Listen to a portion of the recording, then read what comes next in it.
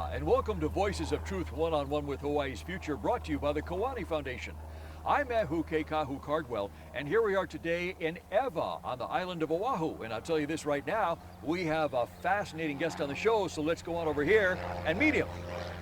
Shad, aloha. Hello. How are you? Fine, doing fine. Good. Shad Kane, did I say your name right? That's correct. Great. And Shad, tell us where we are today. We're in the former Barbers Point Naval Air Station, and it was closed back in 1999. So this used to be a U.S. military base where we are right now. Yes, it was. Wow. Wow. And so we have a Hawaiian house behind us, yes? Yes. So this area became something else.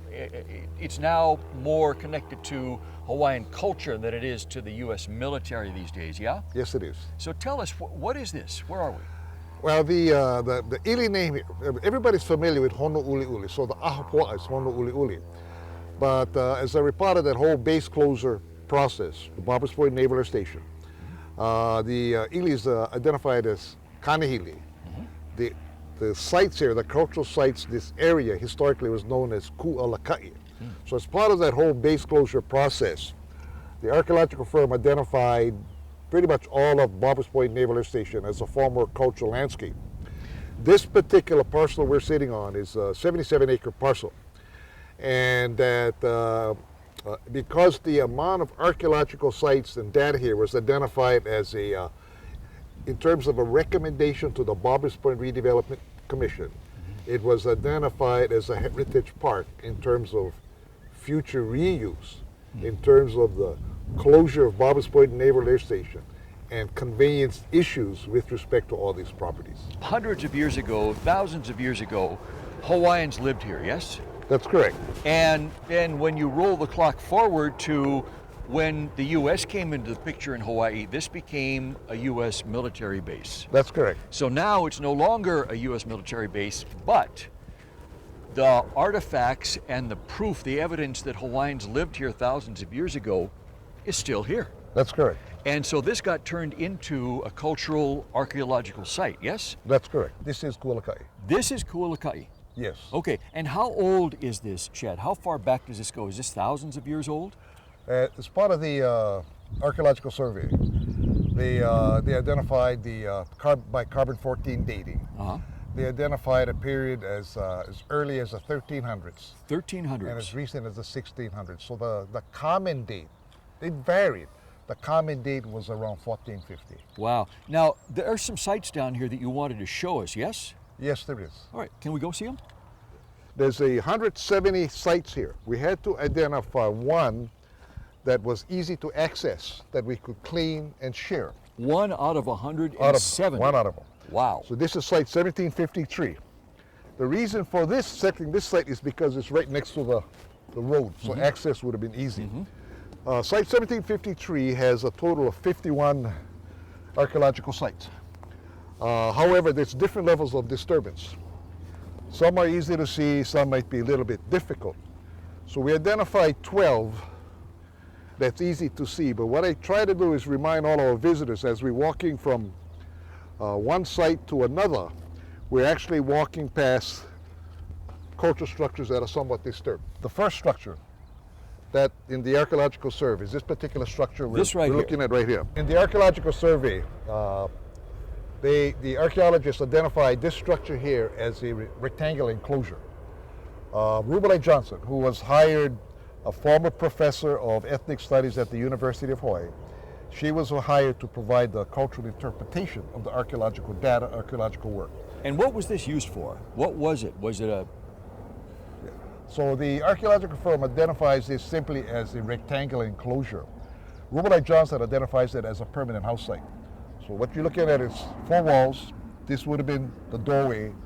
It would have been framed with whatever types of logs that was abundant or accessible, and thatch with whatever types of grasses was available.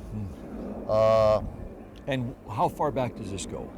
The carbon-14 date for this structure is 1450. So as far back as the 1300s and as recent as the 1600s. Wow, so this was somebody's house, somebody's holly. This was somebody's holly. Yeah. Wow. Yeah. This is one of Site 1753 is only 4 or 5 acres in size. This is one of 7. This is one right here. It's easy to see. This was an ancient Hawaiian village, yeah? This complex is one family. So it's a complex of similar structures throughout the Heritage Park. So what you have is that you have families living in isolation apart from everyone else. So this right here, you have 7 structures, 1 water source, several agricultural components, and 2 religious structures within this 4 acres. So as you walk from this site, you walk in any direction, there will be nothing. And then you'll come across a complex of identical structures. So these are representations of a family living apart of other families within the 77 acres. Shad, do we know why families lived apart from other families back then? Yeah, and the reason why is we need to understand that it's a story of travel, a story of migrations. It's different on an island as opposed to a continent. For example, on a continent, for example, if we take a look at those early migrations from Europe, when they were trying to live, get away from religious persecution, they traveled on large ships, large groups of people, and they arrived on east coast of our country. All together As one group. So what you have is a large group of people arriving in one particular area along the path of water, and living their lives as subsistence lives as a large group, many families. On an island, it's much different. On an island, a canoe can only carry 10, 12 people. Generally, it was only one family. So what you have is that you have individual families arriving on different canoes over a broader period of time. A canoe came with 10, 12 people, a family, and they chose to settle here. And then some while later, another canoe came with another family, and they chose to settle somewhere else because these folks already were living here. That's correct. This next structure is identified as a sinkhole. There's several types of sinkholes. The main thing I want to share before I forget is that every structure here we have not restored. They were here in the manner in which we found them. So it's not a restoration. All we're doing here is cleaning them up. So what you're looking at is what we found. Several things make all these structures unique. They're all made out of coral. No place in the Hawaiian Islands you're going to find cultural structures made out of coral. This is the only place. Only place. Wow. Okay. The other thing is that it's not Hawaiian. Hawaiian dry stacking, they take flat stones and they stack them on top of each other. These structures here are all built in a Tahitian fashion. Tahitian. Tahitian. So what you have is structures that's the outside stones is standing up and they fill it with rubble. So that's a good example there. So as you look at that house site, you have all these upright stones filled with coral. This is a similar situation, but it might be a little bit more difficult to see. What you have is upright stones standing up and stones stacked on top of them. So all of these have a Tahitian component to it. Yeah, because the Hawaiian, they all locked them together. They all locked them together. And they didn't put any sand or anything in between. That's correct. This is totally different. That's amazing. This structure here we're looking at is identified as an agricultural sinkhole. In this region, you have a whole series of caves. Water traveling from the Waianae Mountains to the ocean. As the ceiling of that cave gets thin, it caves in, and this is what you have. This next structure we're walking up on in the archaeological survey is identified as a water sinkhole. So it served as a water source for that family that lived here. Again, it's made out of coral. It's built in a Tahitian fashion with the upright stones.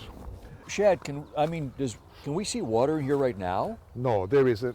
When there's a lot of rain, there is, but it's not substantial, and the water doesn't move. It just sits and then it percolates down.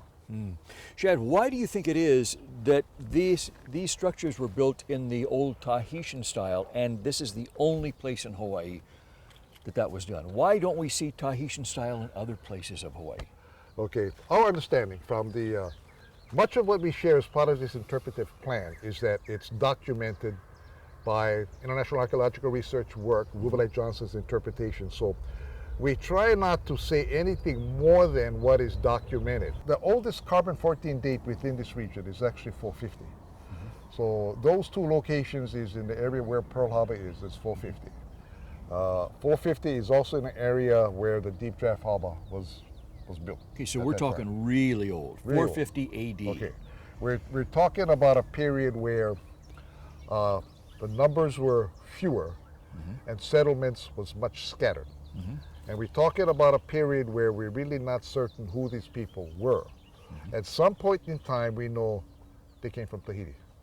Okay, and that was a result of one family.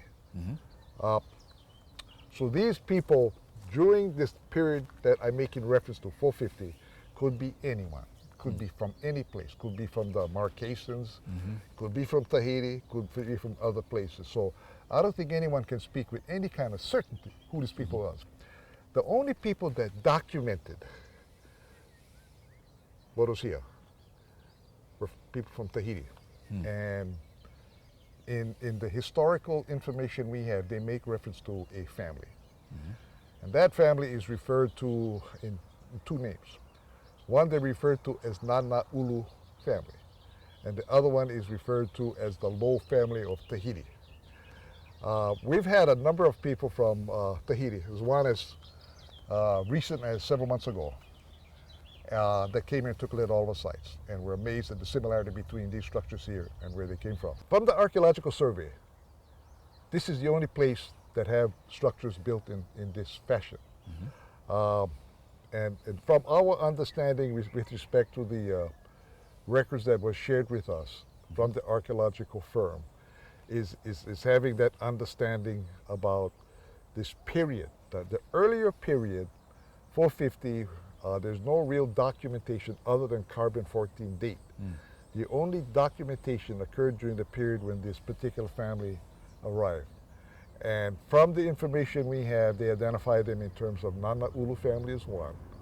The other family that arrived subsequent to them was the Ulu family. So these are the families that settled on Maui and Hawaii Island. So we're talking about the families that settled in the most northerly islands. This particular family, apparently they came from a region in Tahiti where they probably governed in Tahiti. And when they arrived here, they realized that there were a lot of people, there were some people already living here, living apart with no sense of governance. When people arrived here as a family, and they got off and they lived in isolation along the path of water. Once you get off that canoe, you may never go back. So all sense of that past after several generations in a manner which Rubelite explained it to us is lost. So you don't have the sense of place after several generations. She even says that your language changes. So in other words, you're basically the same people in the Pacific, but because of that barrier, that water, that sense of that loss of that sense of historical past, you see yourself other than your place of origin. I don't even know if that makes sense to you, but I'm trying to share it in the matter. It's the lost connection. Yes. It's the lost Whereas connection. on a continent, and there's no way to get around here. So people live apart. So there was minimal interaction. On a continent, it's different, the way Rubelite explained it. For example, the English still spoke the same British language 300 years later when they got to Spanish California after they arrived on the East Coast. Why? All they had to do is turn around, right back, and they can still hear how the whole folks spoke. Here, they did not have that advantage. So when these Tahitians, Low family arrived, they preserved that sense of past. So it was during this period. I'll finish it with this story, and I hope this story helps. Rubelite Johnson makes reference to this chief. His name is Kaha'iaho'okamali'i. It's a story she's sharing, but she wanted us to understand that our history is rooted in songs and stories. And in an effort to help us remember, stories are colored You just gotta try to see the reality of a story, and this is one such story. It's a story about Kaha'i Aho Kamali, identified as a Tahitian. The issue is, how long does it take a migrating people see yourself other than your place of origin? He was born here. His family had been here several generations. They saw themselves other than where they came from. This is Kaha'i, okay? He's commissioned to go to Tahiti to recover the breadfruit tree, the ulu tree. Before he leaves, he tells his wife, he lived at a place called Keahumoa. Today, Keahumoa is between Waipahu and Schofield Barracks, between Kunia Road and Kipapa Gulch. It's that flat agricultural land. That's where he was from. He's commissioned to go to Tahiti and retrieve a breadfruit tree, come back and plant it. Keep in mind, this story is similar all over the Pacific. Okay, it's a story of migrations. He's commissioned to go to Tahiti. He goes beyond Tahiti. There's another. He goes to Samoa. There's another story in that. Another long story.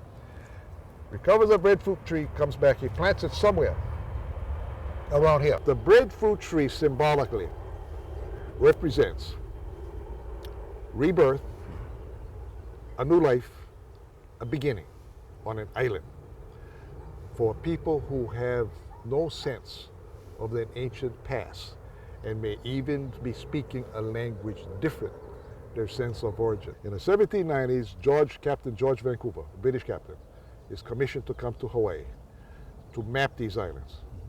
At that time, Great Britain had a market with China for sandalwood, iliahi, which they used in their religious practices. His map maker was the Lieutenant Malden. And that's the period when they named the Hawaiian Islands the Sandwich Isles. The interesting thing about, we're talking about this place. Before Kaha'i leaves to go to Tahiti, he tells his wife, if my children ever want to know who their dad was, they need to seek the breadfruit tree of Kaha'i. In Hawaiian, that's Ka'ulu o Kaha'i. Ka'ulu o Kaha'i. Vancouver comes here. Map maker is a Lieutenant Malden. The maps that he drafted up are basically the same maps. The maps that we use today is based on his work. The shoreline, the depths on his map in the 1790s is so accurate. What makes his maps so interesting in terms of efforts to preserve landscapes is the fact that wherever he saw a village, cultural structures, he drew it on his map. So in this area here, he drew some of these structures. He drew this trail behind us. He drew walls and sites. He identifies this cultural landscape in 1790 by the name of Ku Alakai. Rubelite Johnson. We're talking about the Tahitian chief Kaha'i going back a sense of origin and a sense of past, bringing it back here. Rubelite Johnson takes a look at this map and she sees this complex of cultural structures on Malden's map, and she sees a name that he assigns to this village, and he identifies it by the name of Ku Alakai.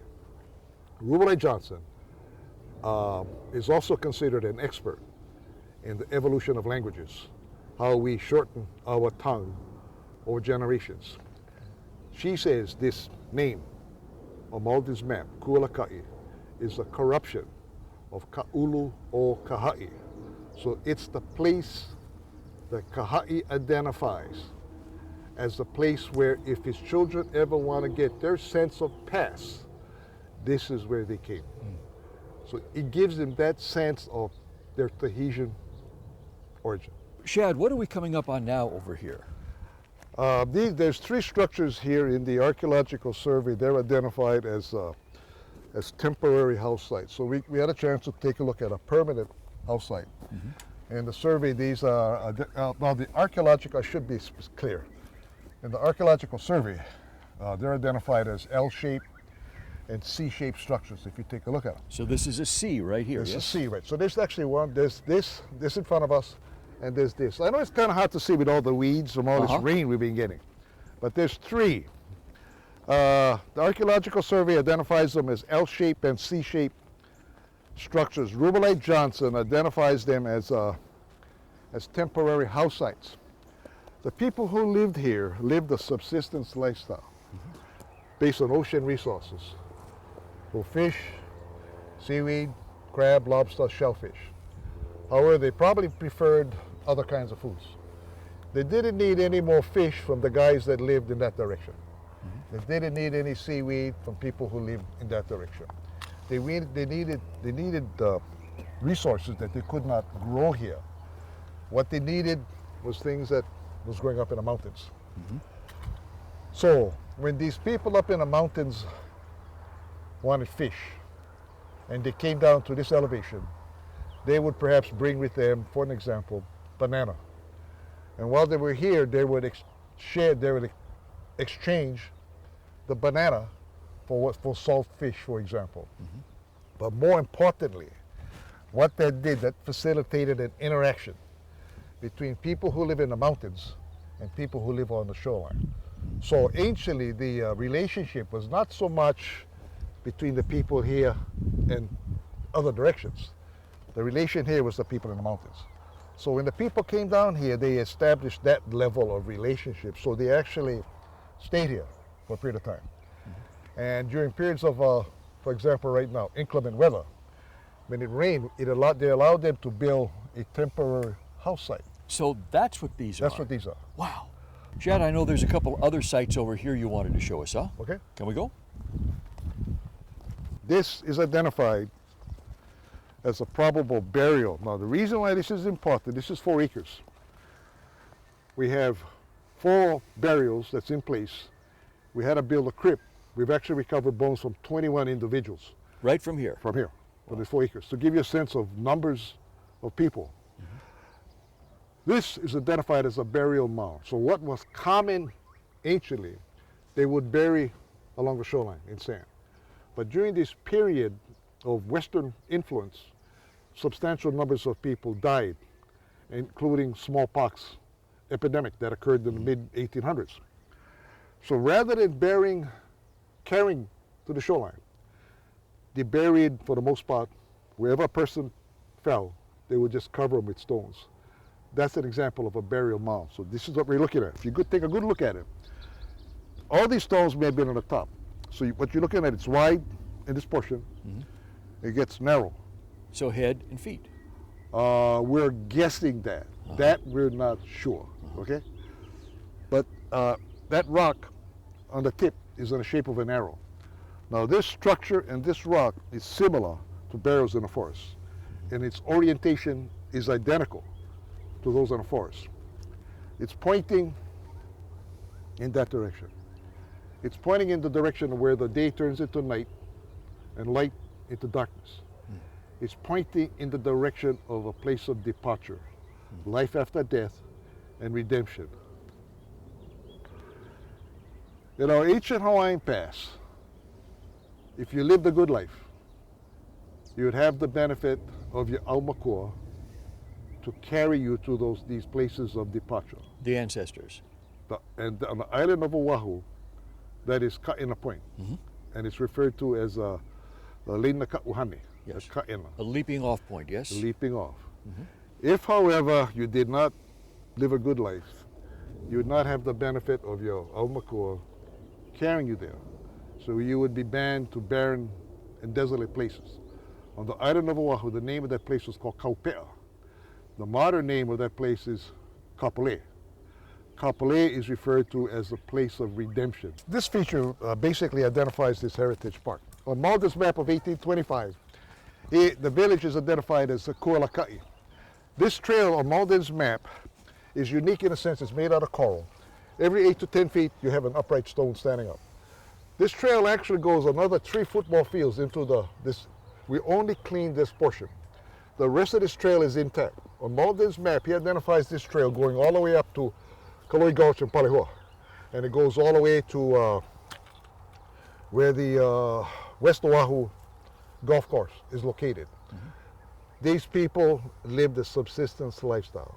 So this established provided them with a manner in which they can interact in terms of their subsistence lifestyle with both those people who lived up in the mountains and those people who lived in the area of today's Pearl So Harbor. this trail allowed them to actually come down here and connect. That's correct. Wow. That's and correct. that's why this is so important, because without this trail, the people up there and the people down here would never have connected up. Today, this trail only goes as far as where this road is right here. Where we were up there. That's right. It continues again, Mauka of the H1 freeway, Wow. and it continues on up to Paliwa. Wow.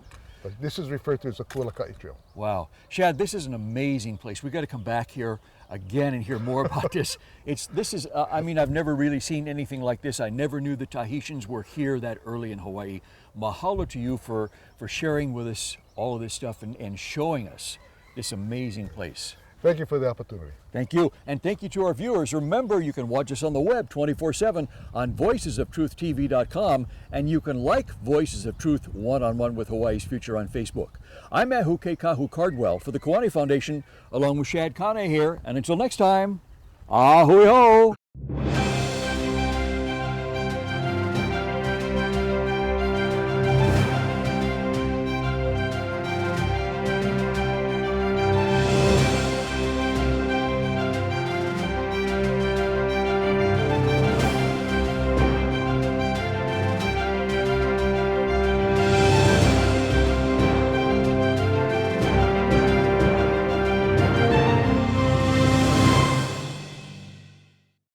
Mahalo for watching Voices of Truth One-on-One with Hawaii's Future. Watch us on the web 24/7 at voicesoftruth.tv.com. You'll find all our shows, including this one, in case you want to see it again or share it with family and friends. Also view our weekly video commentaries at freehawaiitv.com.